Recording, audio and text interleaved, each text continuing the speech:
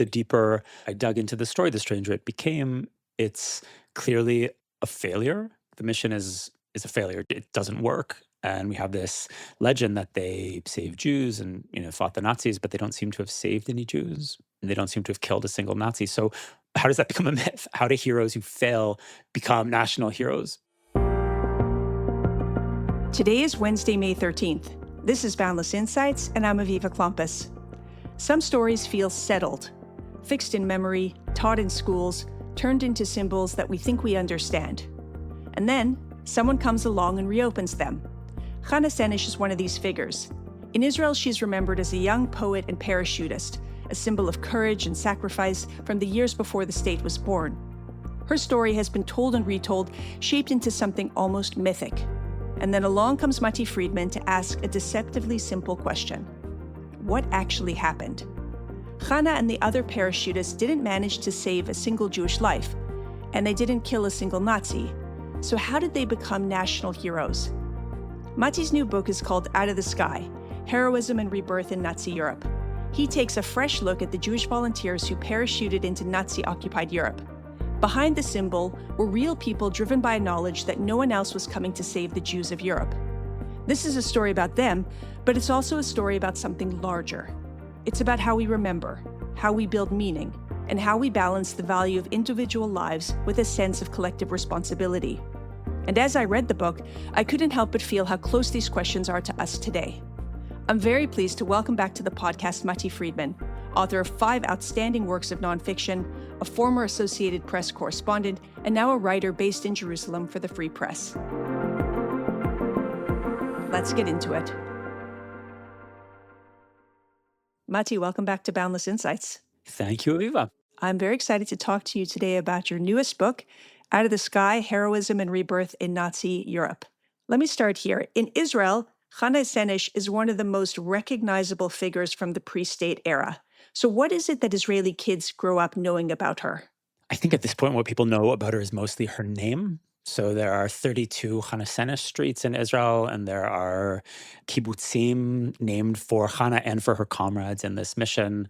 One of my kids came home a couple of years ago with a deck of patriotic Israeli playing cards that included 4 Zionist heroes, and the heroes were Theodor Herzl, who founded, of course, political Zionism, and Golda Meir, and Moshe Dayan, the famous general with the eye patch, and Chana Senesh. So she's really one of the great Zionist heroines. But if you ask people on the street here what she actually did, I don't think most people would have any clear idea beyond knowing that she set out in the Second World War to save Jews and fight the Nazis. I don't think people necessarily know more about her than that, but she has one of the most famous names in Israel. People know her, to the same extent that they know Judah the Maccabee, for example. So she's a great Jewish hero. It's just the why that's a bit mysterious. Is curious.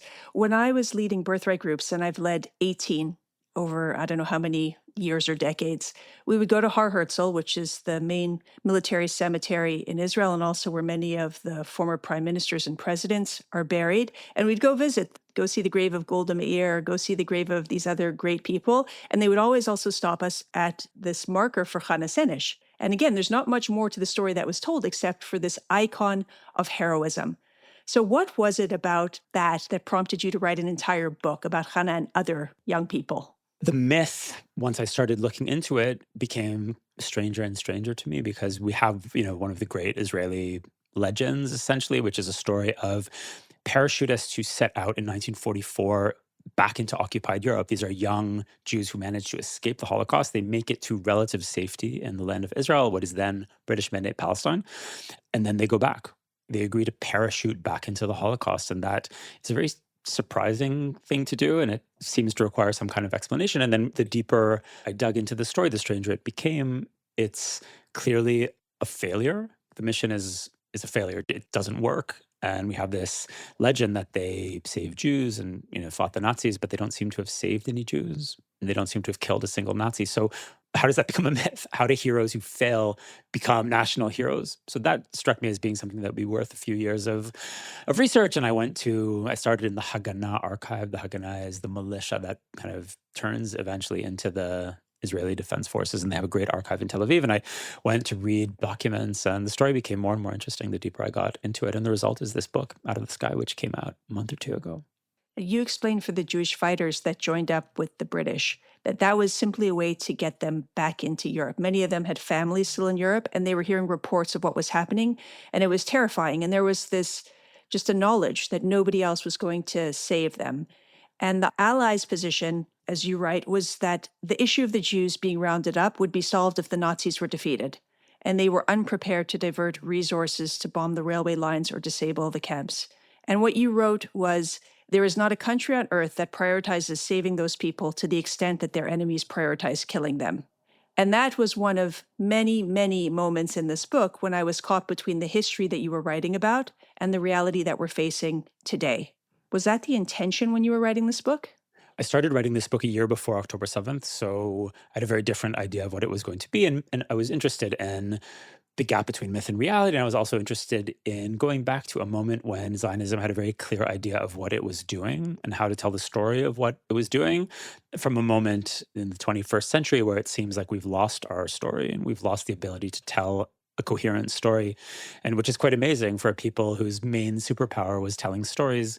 Israel at the moment does not have that ability, and we're seeing it in a pretty painful way now after October 7th. But I started writing this before October 7th, and then on October 7th, it became, in a strange way, much easier for me to understand the characters in the story, because I think many of us before October 7th believed essentially that the Jewish problem had been solved to some extent. So if you're living in the West, then liberal democracy had solved the Jewish problem, and Jews were going to be able to live safely in places like Canada, where we both have a history, and in the United States and in the UK. And I thought that Zionism had solved the Jewish problem for Israelis and Jews in the Middle East. So when I moved from Canada to Israel in 1995, I thought I was moving between two Jewish solutions.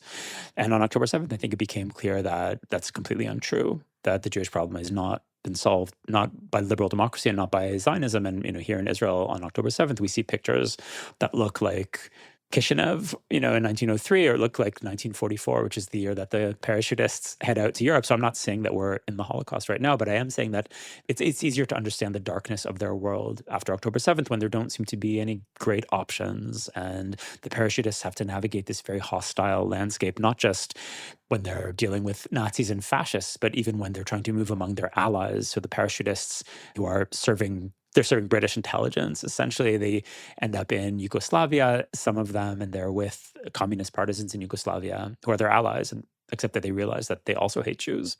So they learn to disguise the fact that they're Jews even among their allies. And that kind of hostile landscape where you can never be sure who's your friend, that is more familiar to us, I think, after October 7th than it was before.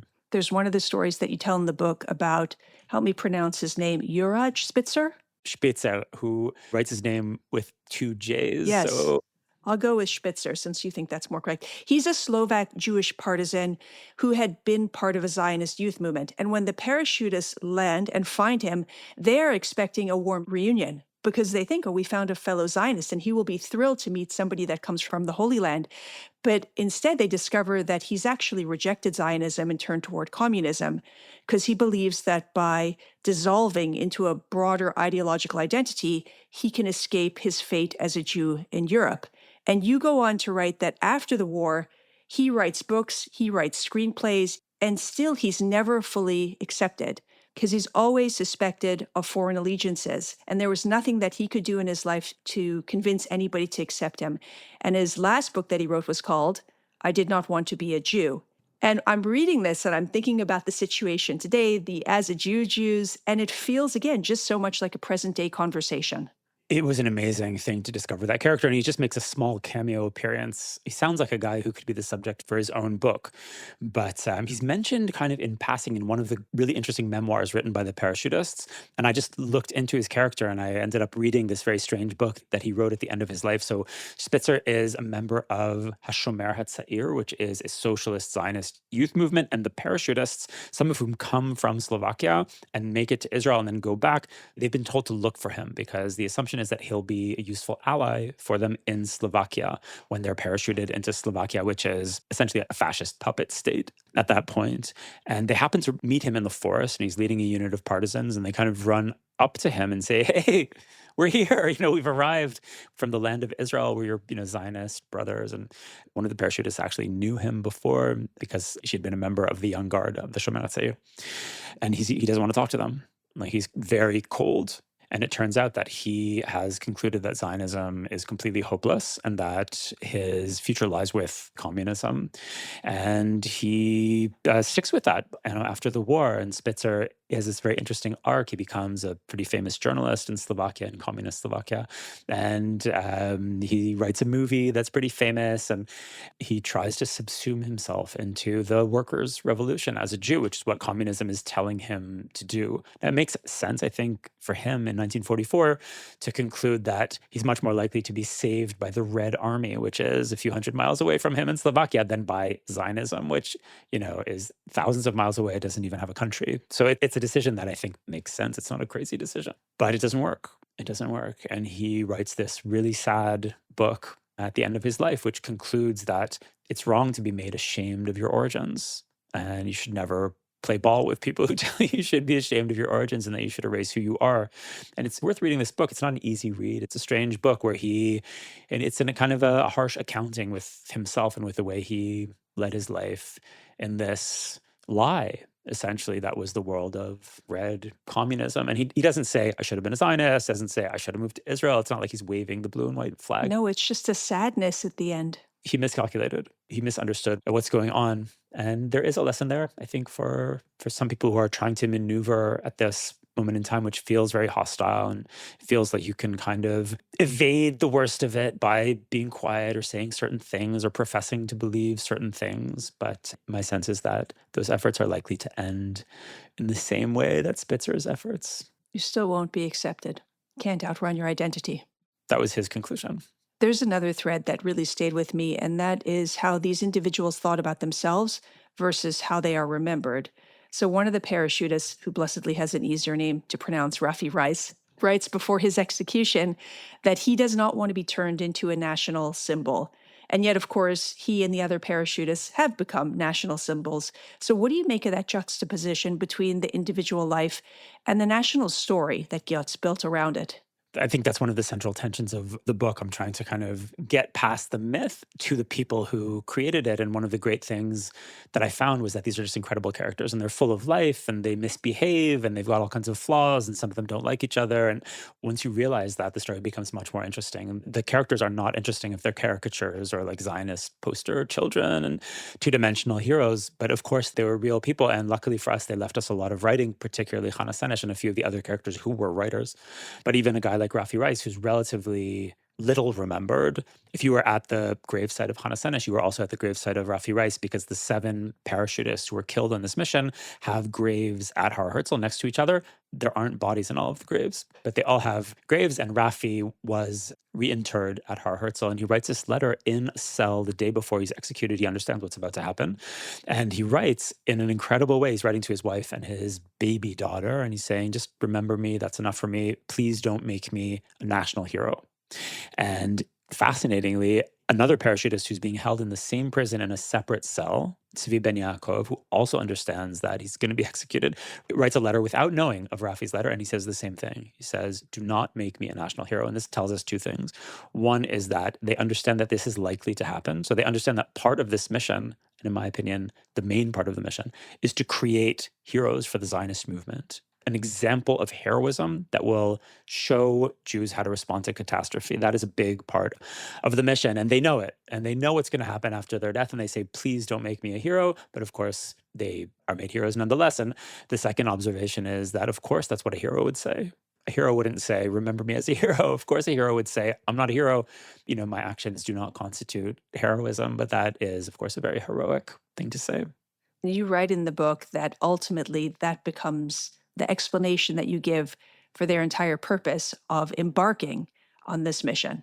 I think that the mission does not make much sense as a military mission. We have the British mission. The mission is a cooperation between British intelligence, an office called MI9, and the Zionist movement. And the British want them to be liaisons with local partisans and to help the British rescue downed pilots and POWs behind enemy lines. So that's what the British think is going on. But that's not the Jewish mission. And that's not why the parachutists volunteer for the mission. They go in the Jewish cause. But what does that mean? Like, what can 32 people do against the Nazi war machine? Are they supposed to defeat the Third Reich? Are they supposed to save millions of Jews? Or what exactly is supposed to happen? And of course, it doesn't add up. It does make sense, however, if we understand that the Zionist movement cannot live with the Holocaust, because a tragedy in which 6 million Jews are slaughtered, it's a story that the Zionist movement can't accept, because Zionism is about action, and Zionism is about moving Jews from passivity to heroism and taking charge of our own fate and becoming actors in history. So the Zionist movement needs a different story about the war. And they need a story about the war that will inspire people to action and not lead people to despair, which the Holocaust does. The Holocaust is a story that may lead you to utter despair and passivity. So these people are sent to write a Zionist story about the war. And in this story, the Jews are heroes who jump out of airplanes with weapons into the forests of occupied Europe. And that's the way they're going to be remembered in the war, even if the results of the mission are negligible or non-existent in practical terms. And I think proof that it worked is the fact that here we are 80 years later, a bit more, talking about Chana Senesh and these heroes who set a different example of how to respond to a dark moment. An example I think that resonates for us now, not that I'm suggesting that we go jump out of airplanes to our death, but they do say at a dark moment, the response is action. It's not jump into bed and pull the covers over your head. It's not collaborate with the authorities. It's not like cut a deal with the bad guys or wait in the basement until it's over. The Zionist response is action. And we're all kind of children of that revolution, so we don't appreciate it because we just take it for granted. But 4 years after this mission in 1944, there's a terrible war in the land of Israel, and the Jews create a state to a very large extent inspired by the example of people like Chana Senesh. So I think that some of them at least would argue that the mission did not fail, that the mission actually worked. Serve this bigger purpose. You got me really thinking as I was reading your book about the core stories that we tell and how the ones that end in triumph are our Jewish holidays. So Passover, we escape slavery in Egypt and begin the journey to the promised land. That gets us a holiday. Purim, we outmaneuver Haman and survive a plot to destroy us. That gets us a holiday. Hanukkah, we reclaim the temple, defend our religious identity. We get a holiday. And then there are the stories that have become legend but ended in tragedy. So like Masada, a desert fortress that fell to the Romans, the Warsaw Ghetto Uprising, which was a desperate, heroic revolt by Jews against the Nazis, but it ends in defeat. And I'm quite struck by this pattern of the ones that turn into triumphant holidays celebrated by the Jewish people and the ones that become something myth and legend and really stories of inspiration.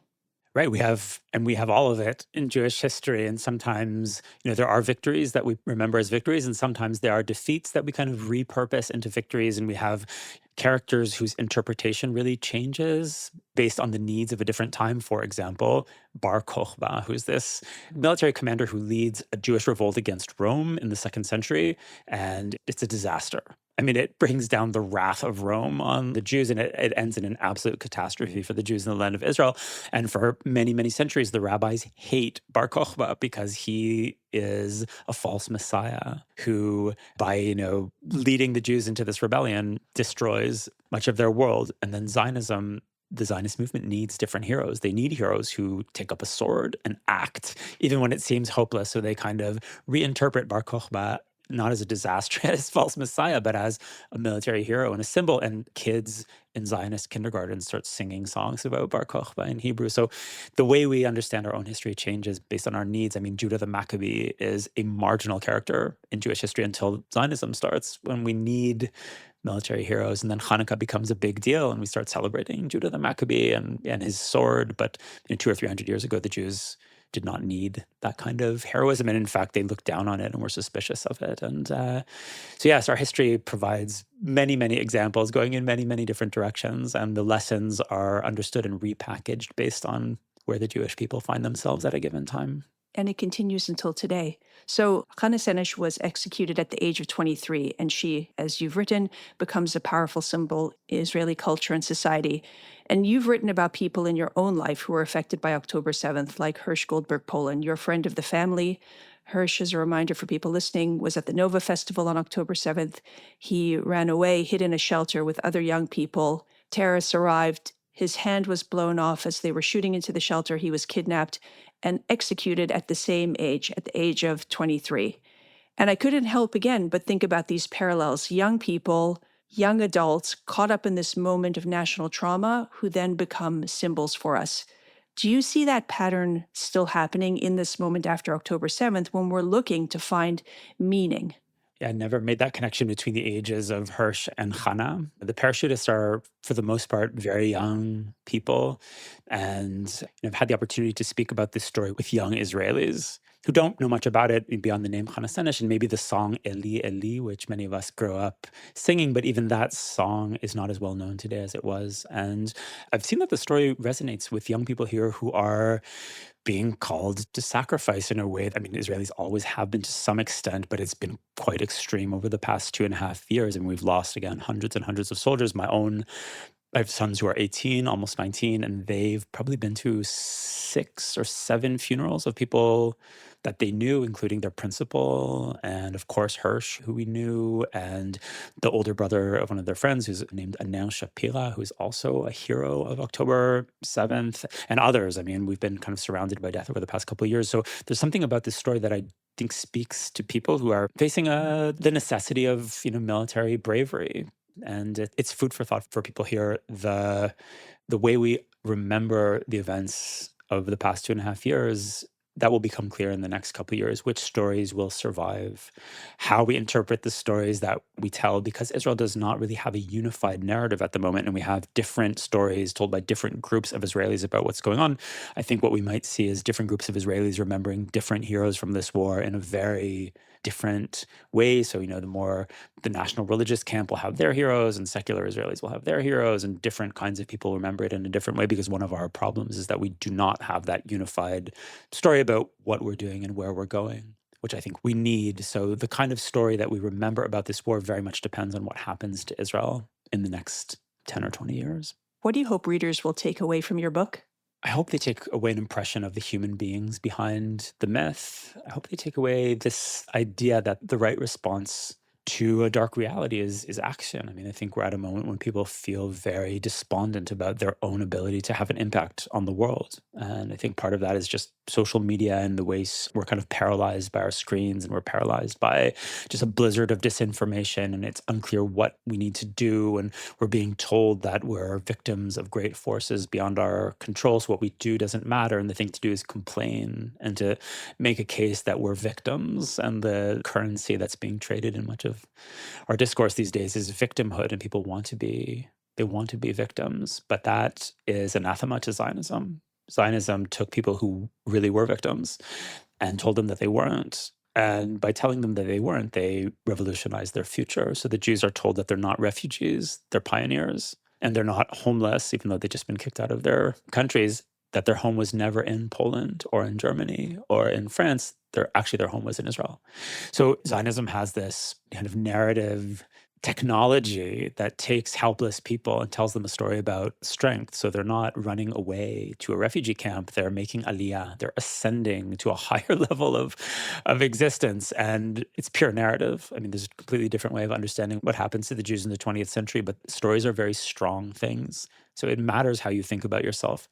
And I think that Chana Senesh, as an example, Chana Senesh is someone who understood the power of stories. She's the daughter of a playwright. Her dad is a well-known Hungarian novelist and playwright and journalist, and she herself is a great writer who reads a ton of books, which we know because she wrote down the title of every single book that she read, and she grew up going to premieres of her dad's plays, so she understands the power of a story. If you tell us a good story, if you enact a story, it can change the future, and she believes that because she's a Zionist. And, there's another famous Jew from the same city, Budapest, who was also a playwright and who was also a writer who saw something very dark about Europe in the mid 1890s and sat down in a hotel room in Paris and wrote a different story about the Jewish future. And that story was called The Jewish State. By Theodore Herzl. And it's a story that must have seemed insane to most of the people who read it at the time, but I'm in that state right now. The future is malleable and it's in our hands. And that is a very countercultural way to think in 2026, but it's the right way to think.